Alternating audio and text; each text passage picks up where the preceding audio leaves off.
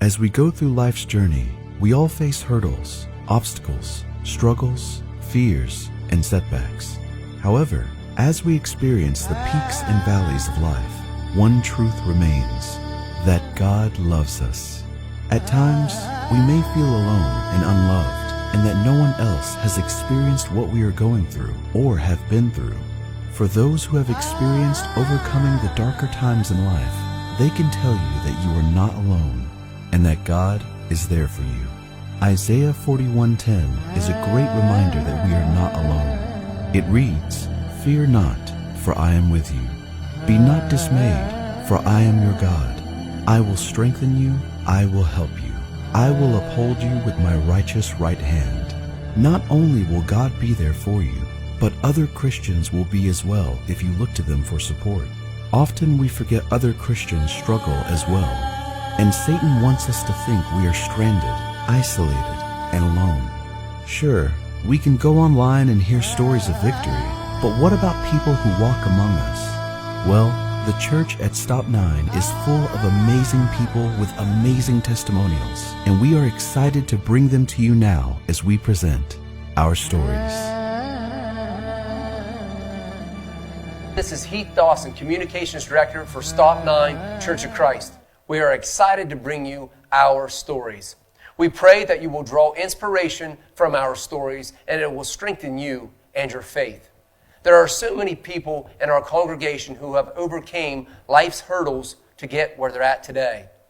We hope our stories will help you in a current or a past situation. One thing we know is that God is on his throne, he is in control, and most importantly, he cares about you. Thanks everyone, and enjoy our stories. Hello and welcome to another edition of Our Stories here at Stop 9 Church of Christ. Today we have one of our members who is going to share a little bit about his story. But first, why don't you tell us who you are? Well, everyone calls me Hoppy, even though a lot of people don't know. My real name is James Hopkins, but here at church I'm known as Hoppy. And, are you married, or do you have any family or anything? And where do you work or anything like that? Well, I've been married to Lori since 1992. And so we started coming here to church just before we got married. So we've been here for about 30 years, and I've been with the Pipe Fitters, Local 495, for 29 years. And we just live in Cambridge over by Respect, so we're local right here. Okay, well, for the people out there listening, good to meet you, Hoppy. And we understand that you have a story to tell us today about how you overcame some hurdles in your life and obstacles and how you come to know Jesus Christ. Why don't you share that story with us today? All right, well, it'd be my pleasure. I know everyone has a story to tell, and that's the main way that we can touch lives and affect. And my story is not really different than a lot of people.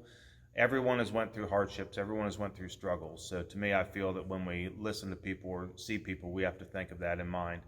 I know for me it started, I was born and raised in Milwaukee, Wisconsin. I never had a dad in the house when I was younger. It was always just my mom and my two older sisters and me. Well, things were rough, big city growing up, and my mom had a lot of mental problems. And even though we don't realize the impact that it has on a family at that time, she was bounced around and in and out of mental institutions. And so we were always passed around as kids, went to stay with aunts and uncles and stuff. Well, by the time I was about 8 years old, I got separated from my sisters and I moved to Ohio to live with my grandmother. So at that point, still, my dad had another family, so we weren't together as that yet, but he was starting to get involved. And, I got to pay respect to him. Here's a young guy in his 20s who's all of a sudden getting kids there. He didn't know how to be a father. So I stayed with my grandmother for a couple years until my sisters finally came to live in Ohio with us. So it was a tough adjustment, but I was just so hyper and so unruly as a kid that my mom just was not able to handle me, so that's why I came here. So our life in Milwaukee was not the normal upbringing that kids have. Like I said, I had just one mom with in and out of mental institutions, and she was always searching for stuff. We didn't go to church. She practiced witchcraft, so she was Wiccan. We grew up in a household of tarot cards and Ouija boards, and we were straight up hippies. We had the VW van. We wore my first grade picture. I had a ponytail. I had bells hanging off of my jeans. It's just we were hippie. We traveled around in the van, swam in creeks, and just whatever was done, that was us. And the whole area was like a hippie commune. So people shared food, they co-opted a lot of stuff. It was peace movements in the park and art festivals. My mom is a writer, and she's a real artsy kind of person. So that was kind of the lifestyle that we grew up in. But you see early on that the reason all that stuff happened is because she was searching for something. And we all do, and we just never seem to be able to find it. So when I moved to Ohio, things didn't get a lot easier for me, but my grandmother was the only lady that I knew that was attended church. My dad wasn't a Christian. He didn't even believe in God. And so the only first church experience I had was going to a Methodist church with a bunch of older people that, as a kid, it's just slow. You want to go downstairs. You want to run around, play with the other kids. And so it was tough, but that's the first experience that I had. So I went to Cambridge schools, graduated from Cambridge High School in 1985, and I went into the United States Air Force after high school, and I went to basic, tech school, skills school, and then came home. Well, when I came home, I actually got arrested because in that time period between getting out of high school and waiting to go into the service, I did a whole bunch of stupid stuff. Just got drunk, run around with friends. I actually ended up getting sentenced to prison for 25 years at Mansfield State Reformatory for 2 counts of breaking and entering, 2 counts of grand theft, and assault with a deadly weapon. What happened at court that day is the judge suspended all the prison sentence, so I did not serve any time in prison, but I got put on 5 years probation. So that happened when I came back home after being gone for the service. So, of course, I lost my security clearances. I could no longer go back to the service. So here I am. I'm kind of lost. I had dated a girl named Georgia, and we ended up getting married because she went into the service and got back. And I think my divorce lasted longer than my marriage. It was one of those mistake things. I'm 21 years old. I got a call. She had headed to Germany. I was getting everything ready to go, and I got a call saying she wanted a divorce so she could marry someone else. And that just, for like two days, I was just numb. Didn't know what to do. And it was just poor decision making on my part. It took a long time for me to get smarter, to make good decisions. And so we went through the divorce. I kind of just was lost. I worked 2 different jobs. I worked in a factory in Byesville, metal stampings. Then I tended bar at the Highlight at night just to try and get by. I lived in a 1-room apartment, like efficiency, and I was going nowhere.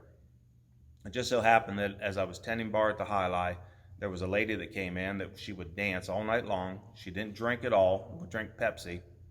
And there was a guy that we know, his name was Bread Truck, and her and Bread Truck would dance out there on the dance floor all the time. So she would come up to the bar and we'd talk, and I would just give her free refills on her Pepsi and, just chatting. Well, that lady ended up being Lori.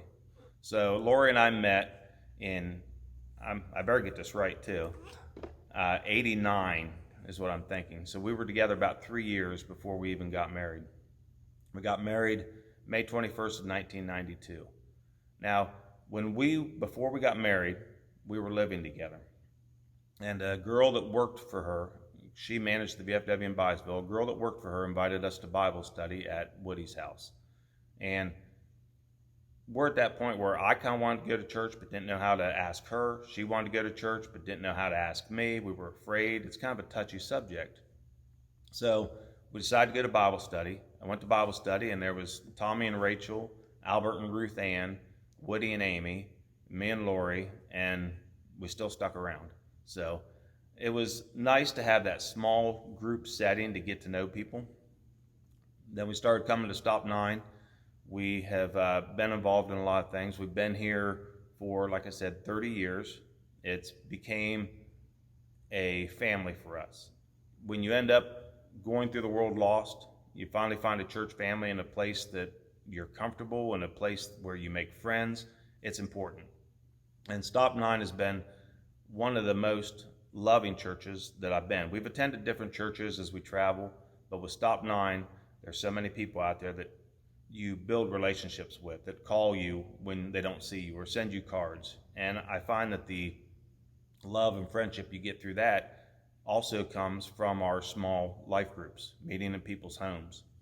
With this pandemic going on, it's one of the biggest things that I miss, is being able to get together with other Christians. It's a struggle for us when we cannot get together. And I always think of Romans 12:2, which says, "Be transformed by the renewing of your mind so that you can attest God's will, his perfect will." So it all comes to renewing of our minds, changing the way we think, getting locked onto God that way. And that's the hardest thing that we have to do. So we need to stay connected as a family in order to do that. Well, Hoppy, we want to thank you so much for sharing your story with us today.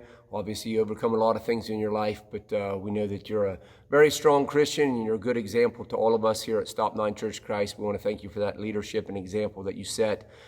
In the last minute, why don't you tell us a little bit about Jesus Christ, what he means to you, and how important he is in your day-to-day life? Well, before I found Jesus in my life, I was just lost. I didn't know where to go. I didn't even have a lot of friends that I could count on. And since having Jesus in my life, things have changed. Being a construction worker and knowing Christ is also tough when you're out in the field.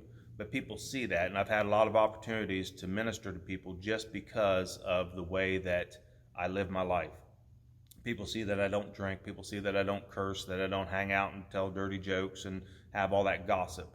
And so because of my relationship with Jesus and how important he is to me, that I've made him first in my life above all those other things, people have noticed that in my life, and it makes them ask questions and want to know more. The only thing we can do is be a witness through our stories and through our life and try to be that example of Christ on earth. Well, you sharing your story today is exactly what you're doing, is witnessing to those.